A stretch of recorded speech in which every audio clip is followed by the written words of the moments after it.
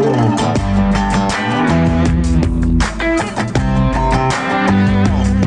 the newsmakers come to talk about it. The Michael J. Thorpe Show on Supertalk 1570. Leave it to a child. Reconnecting with her estranged grandfather after learning he had been homeless, that brought 8-year-old Addison Goss her mission: to make survival kits for the homeless. And since then, she's been reaching out to family, friends, and the community, hoping to get items donated to fulfill her idea, which she named Snuggle Sacks, because, as she says, everyone deserves love and snuggles. I like that. And good morning to Addison Goss. Good morning, Addison. Good morning. And you brought your mom with you here this morning, Stacy Dahl. Good morning, Stacy. Good morning. Thank you both for being with us today. So let me ask you, Addison, what grade are you in? 4th. And you're off to Linden Central Elementary in Linden. Yep. Next Tuesday you start school. You're back to school. Are you excited about that? No. No. I like you already. So let's talk about Snuggle Sacks, because it's an interesting story. How did you first learn that your grandfather had been homeless? Well, we got a letter in the mail telling he wanted to meet us, and then we went there and he told us all the stories about him being homeless and getting his leg amputated. And you realized, well, gee, if it can happen to my grandpa, it can happen to a lot of people, huh? Mm-hmm. So did you even know about homelessness before? Yep. You understood what that meant before you talked to your grandfather? Mm-hmm. How did you know? Because before that I started the Nash fundraiser, and I got a whole bunch of items for the homeless people, so like the people could take them to the homeless people so they could have some stuff. What if it wasn't your what inspired you to even, I mean, you're, 8 years old? So it's not every 8-year-old that understands that there are people that don't have a home. And that's a sad thing. I mean, that's really sad. But how is it that you came to know that people didn't have a place to call home? Because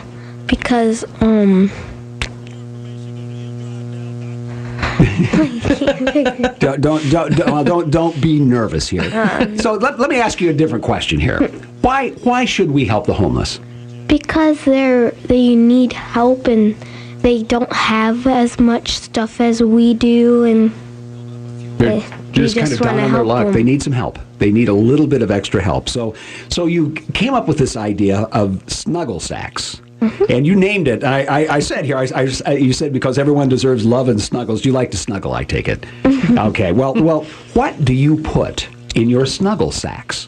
We put chapstick, deodorant, toothpaste, toothbrush, socks, and sometimes in the winter we give them gloves and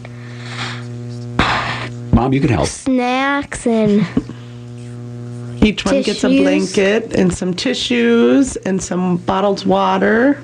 Mm-hmm. So how did you decide what you were going to put in the bag? Did you and your mom and dad sit down and kind of work it through what somebody that would be homeless would need? Did you see a list someplace? Yeah. Yeah. Yeah. Yeah. That sounds like something my kids would say to me. Someone's a little tired this morning. Yeah, that's what she did. So you've got the Snuggle Sacks. Where do you put them? When we make them, we put them in our basement for a little bit, and then when we take them to the homeless people. No, it's like yeah, we work through Carriage Town Ministries here in Flint. We've gone to many of the soup kitchens, and there's also an organization out of Lansing called the Homeless Angels that she delivers to. It's an old abandoned hotel that's been refurbished into a homeless shelter where the homeless actually renovate the rooms and whatnot, so we can go out there and actually get them in the hands of the people who really need them. And Carriage Town Ministry has been very essential in helping us make sure we get them into the hands of the people who need them as well. Well, Stacy, you're Addison's mom, so she's 8, and she's dealing with the homeless, and she's been doing that before even she knew that her grandfather had been homeless at some time. So, how did she first? When did you first hear her talk about? Well, we've always been very fortunate. I've always worked locally here in marketing, so we've volunteered for tons of things from playground buildings to Relay for Life to, all that kind of stuff. So I've always been very fortunate to be able to take the kids with me on these volunteer type things. So it's always been kind of ingrained at a young age. But the homeless have always, we lived in Flint Township for many, many years. And, just driving around, she would see it. And it always spiked her curiosity. And then once we got this letter, my father had been out of the picture for about 10 years.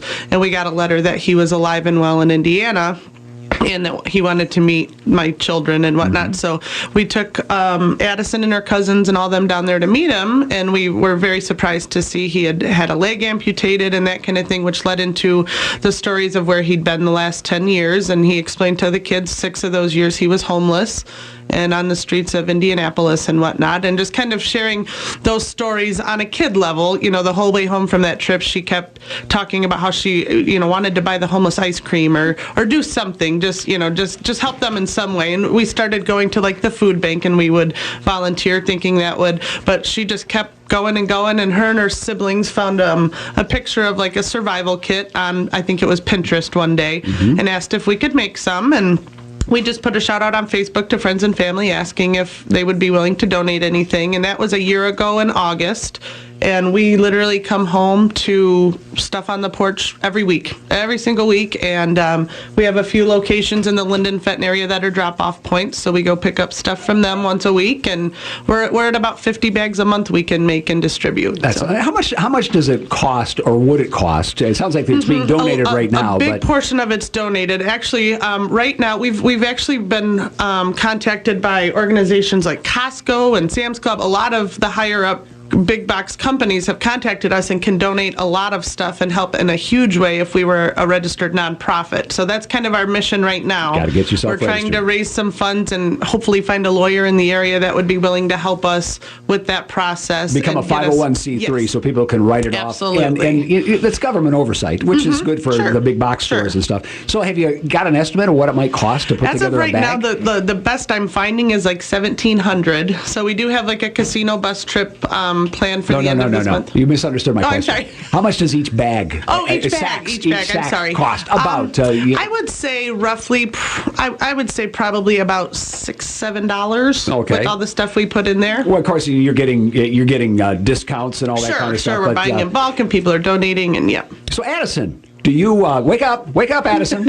do you have help putting the bags together, the sacks together? Yeah, my friend Olivia came over and helped me with them, and then her stepmom came and helped me with them, and then I just have people come over and help me. Other people come over and help me. Do you do it like all in one day in a month, or do you do it once a week, that kind of thing? We do it one day in a month. Okay, busy day. Yeah. Busy day, but you want to do more, don't you? How can our listeners help? What is it that you need help with, Addison? And then we'll ask your mom. Have stuff donated and... Okay. Any of the filler items donated are obviously always helpful. We do have a company in Fenton that provides the reusable grocery sacks for us with her logo on them. High Octane Designs provides those to her. But any snacks like granola bars, applesauce, anything along those lines that are prepackaged that we can put in the sacks. Any toiletry, travel. When I travel for work, I always take the shampoos and conditioners. Like those size are perfect. Gloves, socks, those are usually the most hard to come by items that she has to use money that's been donated to her to buy. We put blankets in there. Walmart has actually cut us a deal on they're regularly $4 throw blankets, but they sell them to us in bulk for $2. So just stuff like that. I mean, if anyone's comfortable making monetary donations, we do provide them with the receipt for what she's bought for them until we become a nonprofit. But you can deal with that. Yeah. Are you still in contact with Grandpa? Yeah. Is that one of the cool things about what happened? You got to meet your grandpa. Do you see him regularly now? Yeah, but it's long trips up there, so we take 2 a year. Well, you're in Indiana, right? Yeah. Is that what you said? He's in Indiana. And then he comes up for Christmas, and 2 months ago he came up and visited us. Well, it sounds like Grandpa has a better life these days. Yep, he lives as in the well. Indiana Veterans Home now and is doing well. That's wonderful. So if we want to find out more information, if we want to find out where we can take all the shampoo and stuff, Sure. or if we're willing to help you become a 501c3, Yes. where do we go? You can contact us on her Facebook page. She has Snuggle Sacks, and she keeps it very interactive with photos and what she's doing and where she's going and all that kind of stuff. So it's on Facebook, Snuggle Sacks. MI. Okay, Snuggle Sacks Yep. MI Yes. with Addison. Thank you, Addison. You're welcome. And thank you for caring about people. That's important. And I love and thank you, Stacy, for raising a daughter thank who is you. interested in helping the world. If we can just bottle that and make sure would not be just great, wouldn't Addison, it? but every kid comes up that wants to make a difference. That's what we want to aim Thank for. you. Thank you for being with us this morning. It's 7:49 at Super Talk 1570.